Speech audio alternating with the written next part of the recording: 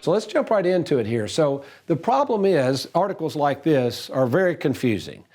People are getting near retirement. The Wall Street knows this. They're trying to change the narrative a little bit. I think they want people to feel like they're going to be more conservative, but that is not always the case. And we find that sometimes people are still, in our opinion, taking way too much risk. So first of all, what in the heck is glide path? I've been doing this 38 years. I've never even heard this term. Yeah.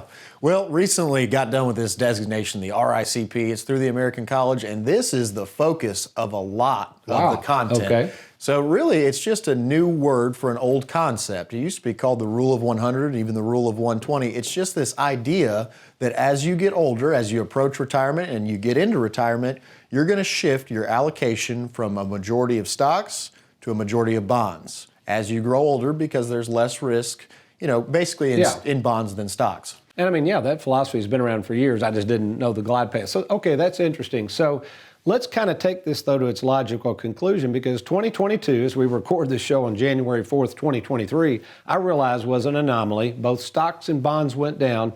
So let's kind of take a look at their answer, which I understand is something called the target date fund. Let's explain these two options available to savers. Sure. So the glide path, ultimately Wall Street's answer to this problem was a product. They came out with something called a target date fund that employs this glide path theory. What a target date fund does is the same concept. As you grow older and you reach your target date, you will shift from a majority of stocks to a majority of bonds. In this case, we've modeled one target date fund. This is the Vanguard 2020 target date fund. So this is assuming you would be retired or at least close to retirement in the year 2020. Well, let me stop you there. So it's the year 2023. So I've got to believe this thing has got to be pretty conservative.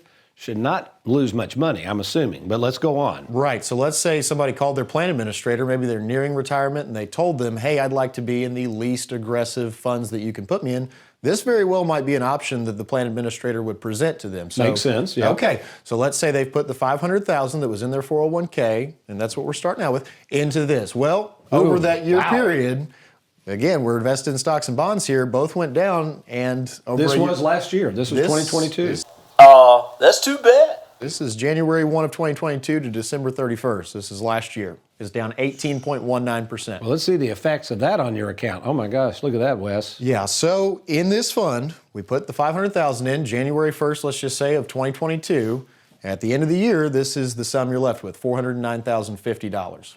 Golly. But there is an alternative. Yeah, so this is my favorite alternative. Let's go through the split IRA and explain to the folks how this works. Okay, so this introduces a third component rather than just stocks and bonds. It introduces the use of annuities into the asset mix. So in this case, we've got our mailbox money account, and we'll go back to the example, but $300,000 went there. And on the other side, we've got our Charles Schwab platform, $200,000 to that account. And the uses of these, this is for future mailbox money, safe accumulation.